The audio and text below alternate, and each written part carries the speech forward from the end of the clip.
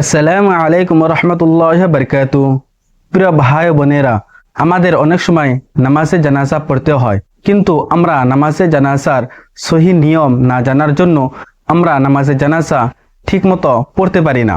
যার কারণ হলো নামাজে জানাজা আমাদের ডেইলি পড়তে হয় না। কেউ মারা গেলে তখনই আমাদের নামাজে জানাজা পড়তে হয় মাঝে মধ্যে।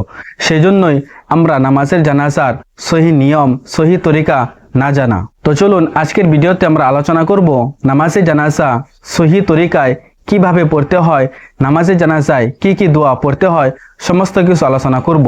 তো সর্বপ্রথম আমাদের বুঝতে হবে নামাজে জানাজা পড়ার জন্য আমাদের তিনটি বস্তুর প্রয়োজন পড়ে। এক নম্বর বস্তুটি হলো কিয়াম, মানে দাঁড়িয়ে নামাজ পড়া। আর দুই নম্বরটি হলো চার তাকবীরাত, মানে নামাজে জানাজায় চারটা তাকবীর পড়া। আর তিন নম্বর হলো নিয়ত করা। তো আমরা অনেকে নিয়ত নিয়ে ভাবি যে নিয়ত আরবিকে করতে হবে, আবার কেউ বলে নিজের ভাষায় বলতে হবে।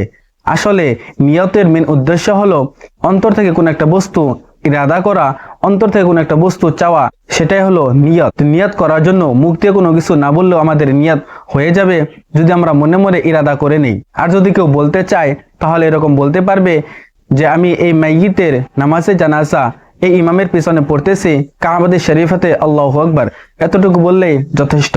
নিয়ত করার পর ইমাম সাহেব আল্লাহু আকবার বলে হাত বেঁধে নিবে, আমরাও ইমাম সাহেবের লগে আল্লাহু আকবার বলে হাত বেঁধে নিব। প্রথম তাকবীরের পরে আমরা সানা পড়ব এবং সানা পরে ইমাম সাহেব 2 নম্বর তাকবীর দিবে, আমরাও ইমাম সাহেবের লগে 2 নম্বর তাকবীর দিব।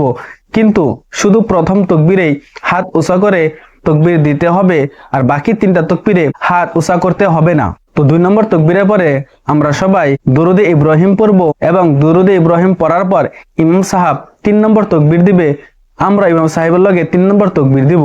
3 নম্বর তাকবীর দেওয়ার পরে নামাজে জানাজার দোয়া পড়বে, আমরাও নামাজে জানাজার দোয়া পড়ব।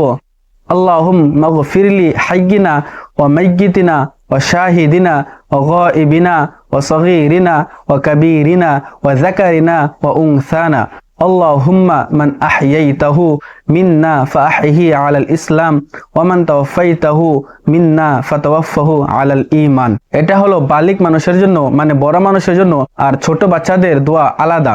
আমি ডেসক্রিপশনে বালিক এবং নাবালিকের দুটোর দোয়া লিখে দিব, আপনারা চাইলে সেখান থেকেও মুখস্থ করে নিতে পারেন। তো জানাজার দোয়া পড়ার পর ইমাম সাহেব 4 নম্বর তাকবীর দিয়ে সালাম ফিরিয়ে দিবে, আমরাও 4 নম্বর তাকবীর দিয়ে সালাম ফিরিয়ে দিব এবং নামাজে জানাজা এখানে সম্পূর্ণ হয়ে যাবে। নামাজে জানাজার পরে আর দোয়া করতে হবে না, শুধু সালাম ফিরলেই নামাজে জানাজা সম্পূর্ণ হয়ে যাবে। তো আশা করি আপনারা সবাই ভালো করে নামাজে জানাজার সহি তরিকা সহি নিয়ম জানতে পারছেন। আসসালামু আলাইকুম।